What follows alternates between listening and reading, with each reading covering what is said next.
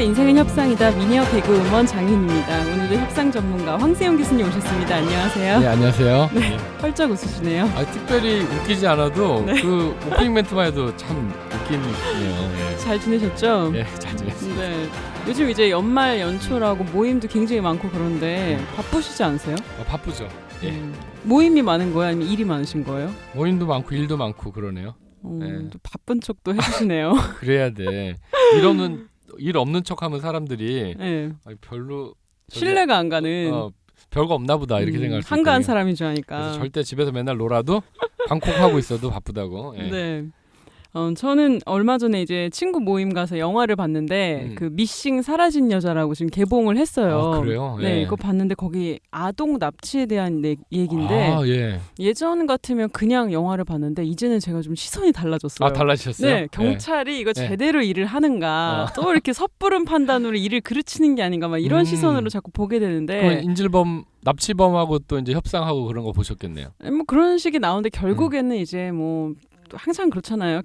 영화 속의 경찰들이 이렇게 똑바로 일을 잘 처리하진 않잖아요. 영화 네. 속에서. 네. 그런 좀 모습을 봤어요.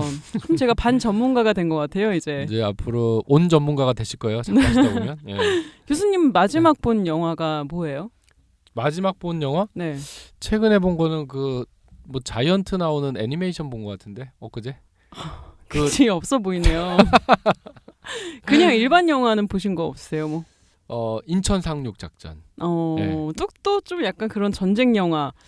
경찰 출신이라 그런지 확실히. 경찰 출신? 모르겠어요. 하여튼 요새 최근 굉장히 이슈가 됐던 영화 아닌가요? 네. 그렇죠. 최근은 아니고 좀 중요하고, 됐죠. 네. 네. 뭐 이렇게 때려 부수고 막 총 막 이런 거 좋아하시나 봐요. 전쟁 영화. 전쟁 영화 그것도 봤고 몰아가기 같은데 Me Before You라는 영화 참 감동적으로 봤어요. 또 부드러운 사랑 얘기.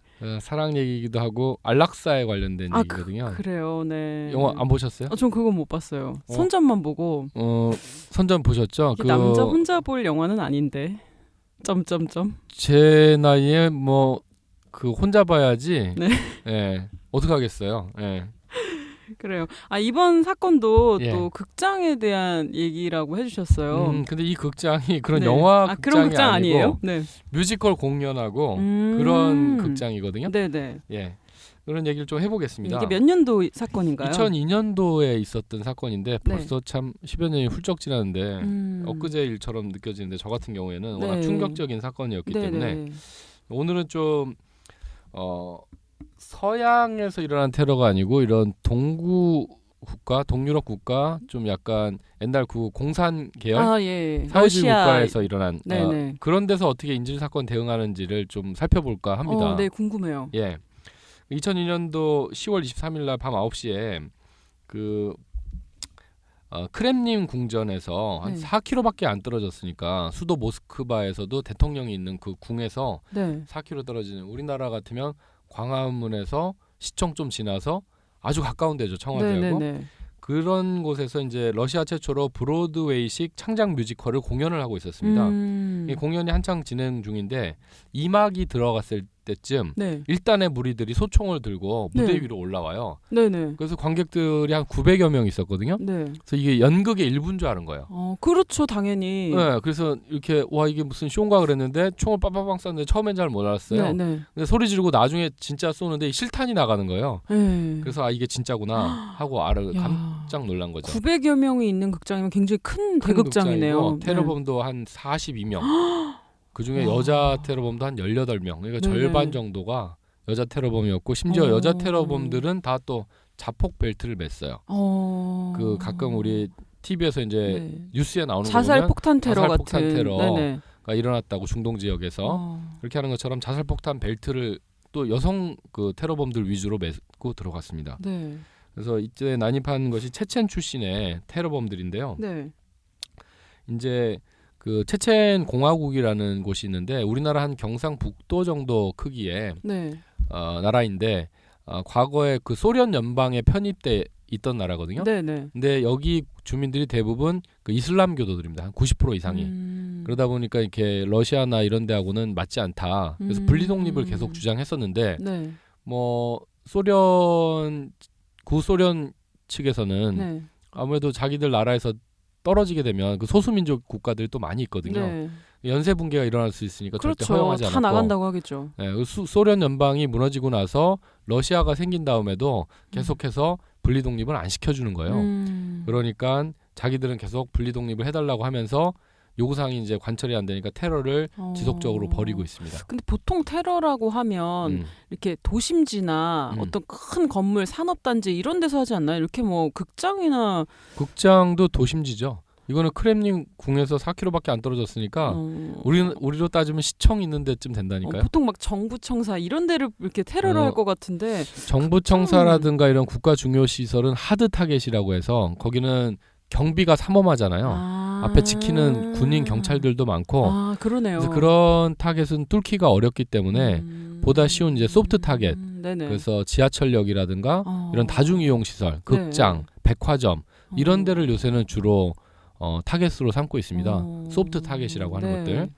예, 그래서 좀 좋은 점을 지적하셨는데 사실은 국가 대 국가끼리 공격하려면 그런 국가 시설을 공격해야 되는데 테러범들이 그러지 않고 민간인이 많이 이용하는 그래서 이제 많은 사람을 죽임으로써 대량 살상 효과 이런 걸 노리고 더 충격을 줄 수 있겠죠. 더 큰 테러라는 말 자체가 공포라는 뜻이잖아요. 이게 이제 프랑스 대혁명기 그런 때 자코뱅당이 썼던 공포 정치에서 나온 말이거든요. 그래서 복잡해지네요, 점점. 네. 역사적 배경을 보면 자코뱅당에서 반대하는 세력들을 갖다가 다 단두대로 보냈어요. 그 단두대 뭔지 아시죠? 목을 그냥 탁 큰 칼이 팍 떨어져갖고 목이 탁 떨어지는 그 단두대가 사실은 굉장히 좀 인권적인 측면에서 개발이 된 겁니다. 왜냐면 그 전에는 이해가 안 가죠. 목을 쳐버리는데 인권하고 전혀 상관없을 것 같은데 우리가 생각할 땐 굉장히 잔인한 방식이라 비인권적인 것 같은데 그 전에는 고문 같은 게 횡행을 했습니다. 그래서 뭐 인두로 지지거나 사람 뭐 이렇게 살갗을 찢거나 뭐 손톱 밑에 찌르거나 갖은 고문을 당하다 결국엔 죽잖아요. 그러면 고통이 엄청나게 깁니다. 크고. 근데 단두대는 깔끔하거든요. 탁 하면 사람이 고통을 느낄 순간도 없이 죽어버리니까 어떻게 보면 좀 그 당시에는 지금으로 봐서는 안 되는 거지만 그 당시에는 오히려 인권적인 방법이라고 고안이 된 건데 그게 여전히 사람들한테 굉장히 공포스럽거든요. 머리가 팍 떨어져 나가니까. 그냥 사약 같은 게 괜찮은 것 같은데. 사약도 좋지는 않아요. 그 독약을 먹은 시체들을 보면 이 내부 장기가 다 이렇게 녹아내리잖아요.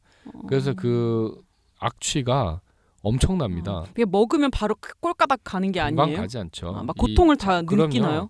장기가 다 녹아내리고 그다음에 이런 그 몸에 있는 구멍들로 그런 피가 쏟아져 나오니까 그것도 아니다 그러면. 아니죠. 아주 그 냄새가 그리고 그게 바로 발견되지 않고 좀 지나면 부패해서 엄청나게 냄새가 역하거든요. 단두대가 낫네요. 저는 그래서 이렇게 그런 시체를 많이 치워봤기 때문에 개인적으로 그 농약 먹고 죽는 건 아닌 것 같아요. 그런 것도 많이 보셨겠네요. 경찰 현직에 하실 있을 때는 때. 뭐 얼어 죽은 시체, 차에 치여서 갈려버린 시체, 뭐 농약 먹은 시체, 그다음에 떨어져 죽은 시체, 아파트에서 자살한 시체 같은 경우에는 그게 수박을 떨어뜨린 거랑 똑같거든요. 사람이 머리통이 팍 깨집니다. 십몇 층에 뛰어내리면 그러면 수박 조각 날아가고 안에 빨간 그 내용물 하듯이 이 골수가 다 노출이 되고. 웬만한 걸로 황 교수님은 놀라지도 않겠어요? 이제는 뭐 귀신도 안 무섭겠어요? 밤에 다니거나 해도. 귀신은 무섭죠.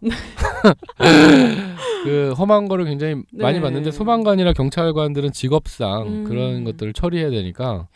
그래서 제가 그 시체도 이제 그 바디백이라고 하잖아요. 거기 까맣게 해서 피가 안 흐르도록 된 거기다가 집어넣어서 이렇게 치우기도 하고 그런 얘기는 나중에 자세하게 한번 해드릴 기회가 있으면 해드릴게요. 비위가 또 강해야 되겠네요. 저도 못할 줄 알았는데 직업이 되니까 하더라고요. 의사분들이 여자분들도 있는데 그거 어떻게 막 절개하고 피 보겠어요.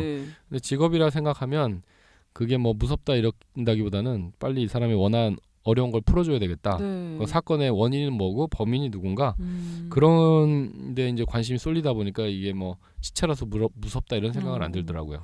이제 내용으로 들어가서 극장에서 또 테러 사건이 일어난 거잖아요. 그렇죠. 그래서 이 사람들이 이렇게 그 체첸 반군들이 분리독립을 주장하면서 계속 이제 테러를 벌이고 있고. 좀 이따 살펴볼 북오세티아 베슬란 초등학교에서 있었던 것도 체첸 반군이 한 겁니다. 그래서 이런 거를 좀 맥락을 이해하셔야 되는데 지금 전반적으로 그 기독교 국가라든가 아니면 다른 나라에 가서 살게 되는 이슬람 교도들이 많은 지역들이 있어요. 네. 이런 데는 그 뭐 인도도 그렇고 네. 그다음에 프랑스 뭐 이런 유럽 국가들 네. 이런 데들도 다 좀 분리 독립을 주장하는 부분들이 많이 있습니다. 네. 그러니까 자기들하고는 종교 체제 이런 게 안 맞고 서양이나 대부분의 국가들은 종교를 분리합니다. 정치랑 세속 네. 정치하고 네.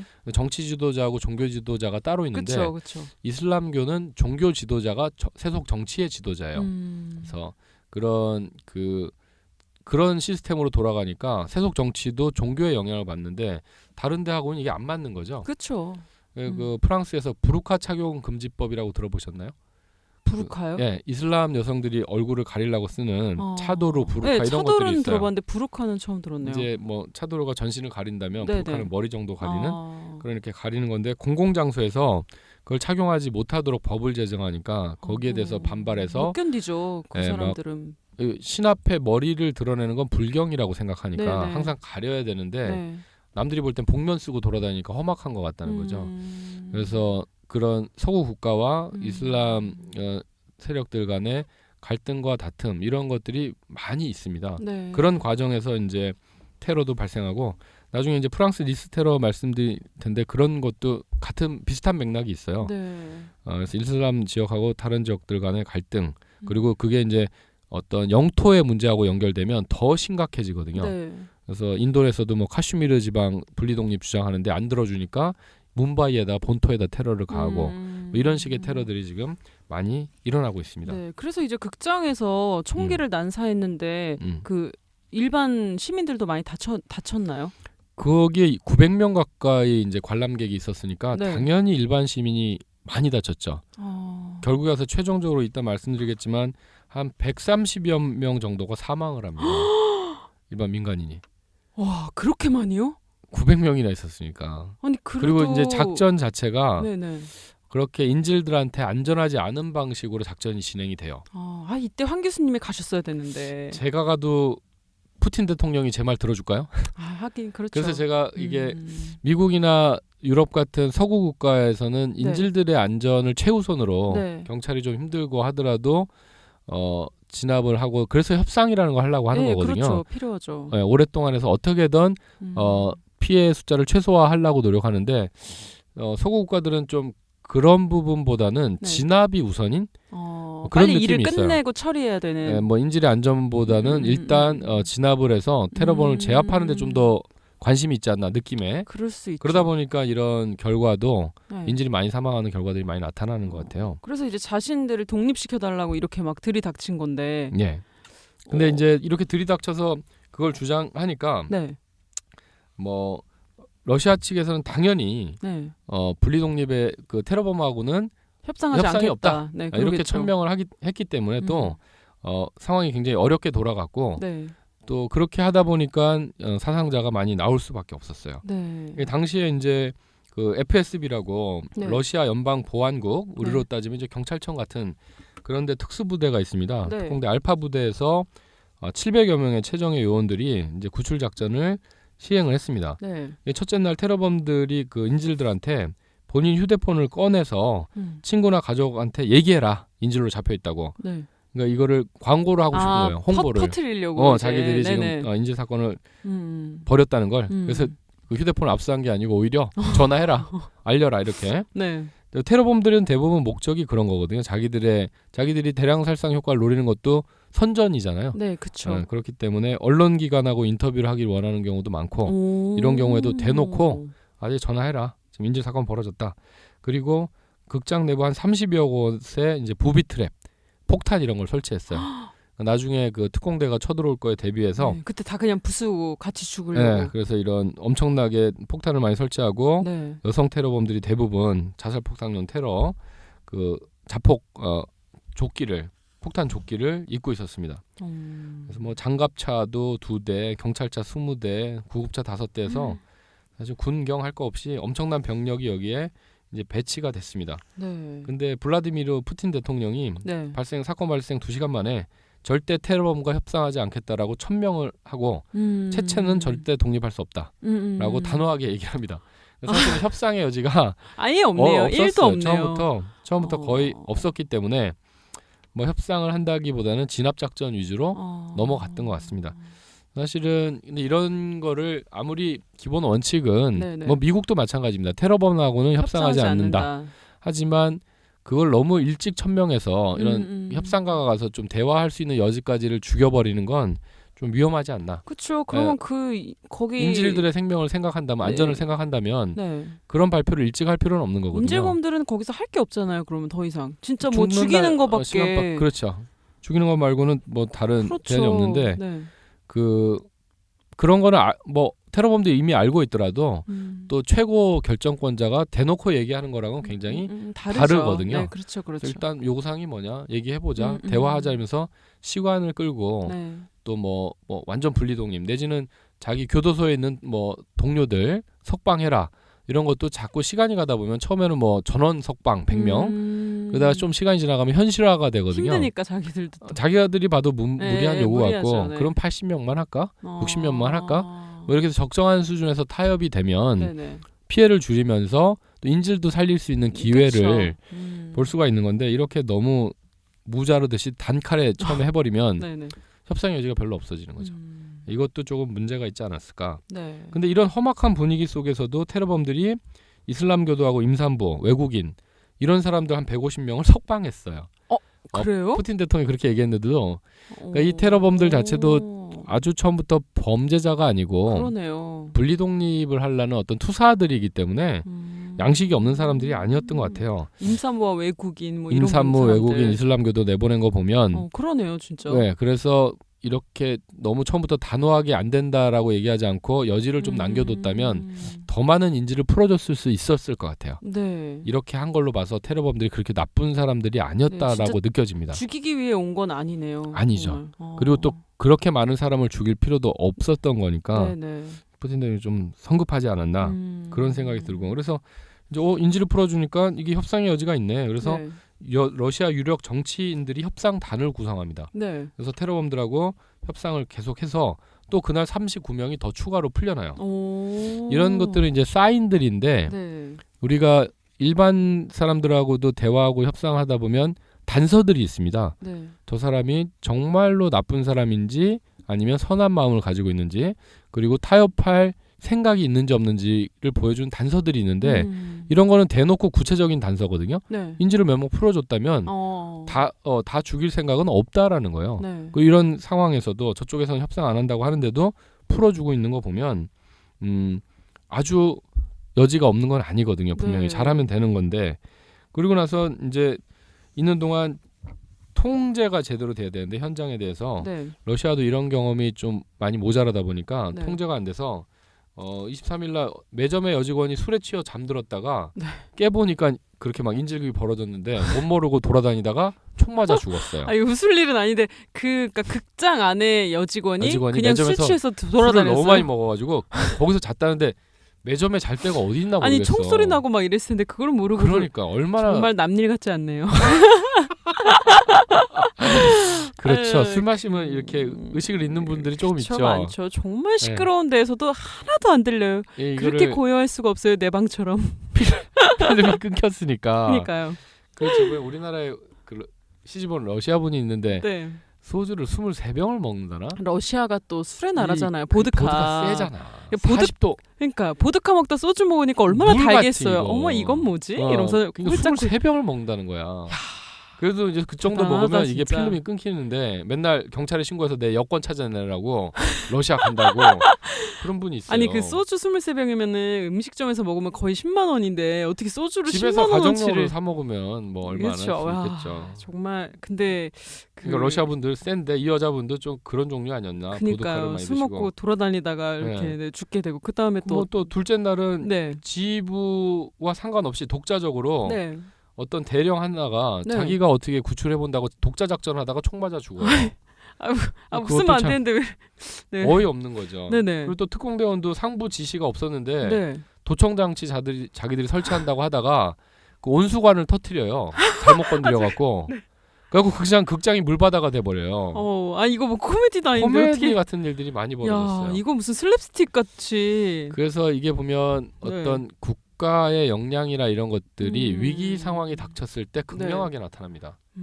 지금 우리가 정치가 개판인데 그쵸. 국제적으로 망신당했는데 이 국민들이 200만 명이 나와도 연행되는 사람 하나 없이 평화롭게 쓰레기까지 깔끔하게 하고 닦아는 거 보고 이게 모세의 기적보다 더한 기적이라고 그걸 보도를 언론들이. 하더라고요. 그래서 정치 수준은 저질이지만 국민 수준은 너무 높다. 맞아요. 위기 상황에 닥쳐봐야 그 사람 진가를 합니다.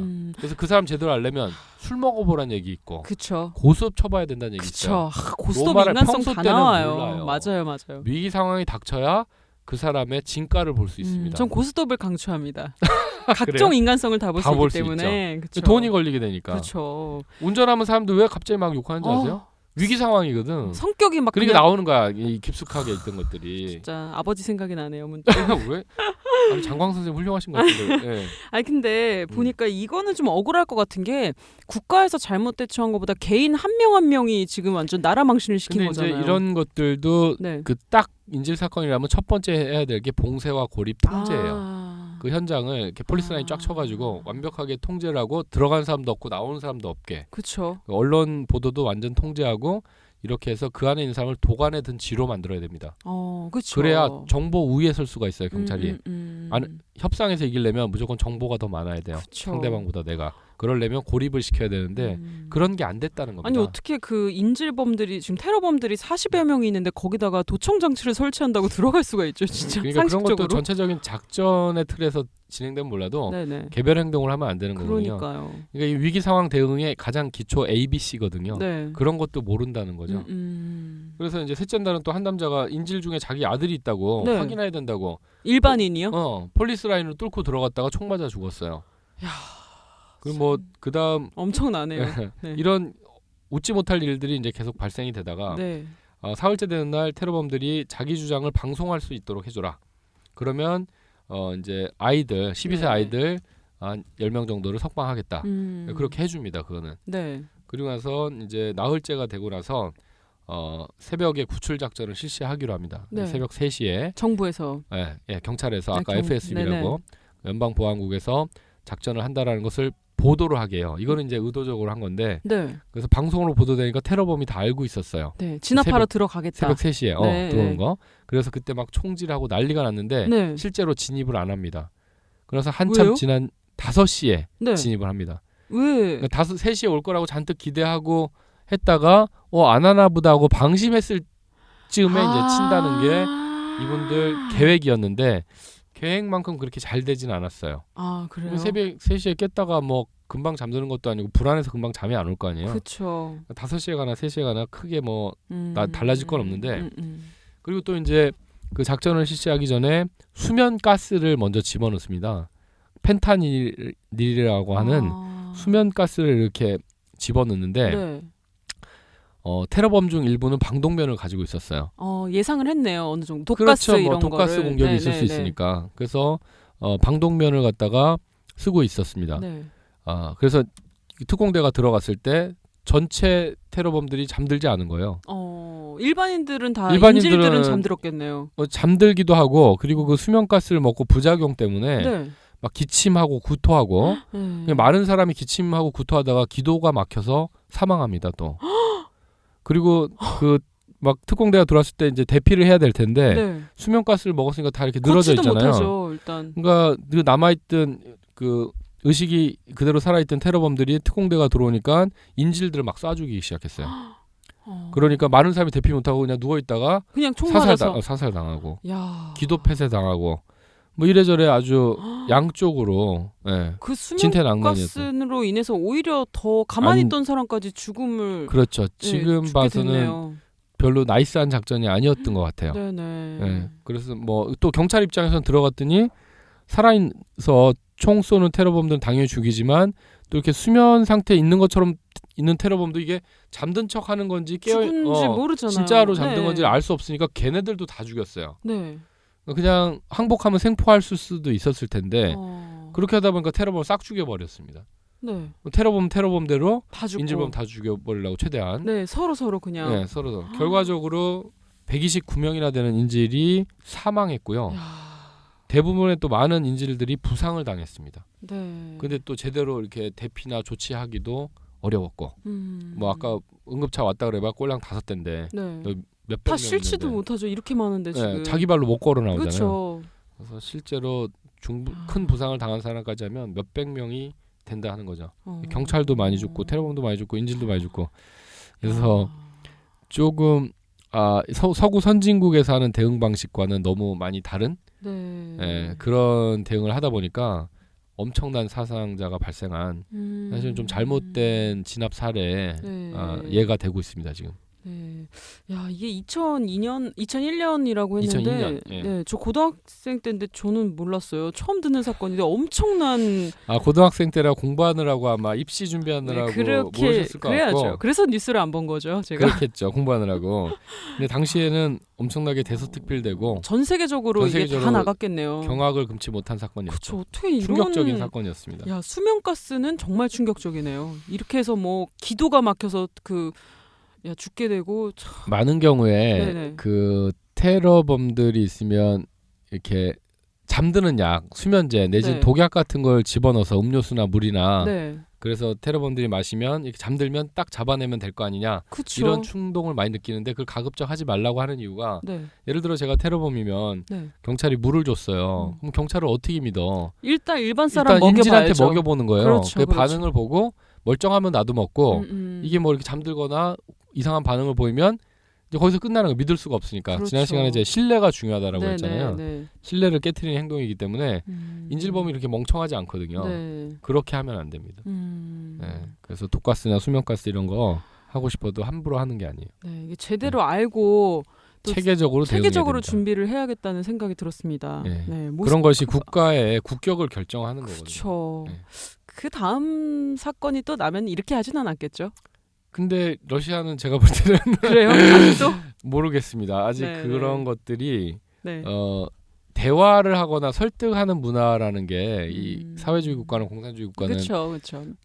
별로 없다라고 보니까 당에서 시키면 시킨 대로 하는 명령, 거고 어떤 군대 같은 사회다 보니까 맞아요. 대화나 설득을 통해서 해결하는데 별로 초점이 안 맞춰 있다 보니까 이런 식으로 진압 위주로 가다 보면 비극적으로 끝날 가능성이 많은 거거든요. 그래서 이제 협상이 중요한 겁니다. 지금 이제 얘기를 다 들었는데 제일 기억에 남는 건 그 러시아 여성이 소주 24병 먹은 그게 지금 가장 기억에 남아요. 그거 기억에 남아요? 선생님이 중요한 거 얘기하면 꼭 농담한 것만 기억나요. 그러니까요. 모스크바 극장 테러 사건 잘 들어봤고요. 다음 시간에도 기대해 보도록 하겠습니다. 황세영 교수님 오늘도 고맙습니다. 감사합니다. 인생은 협상이다. 다음 시간에 뵙겠습니다.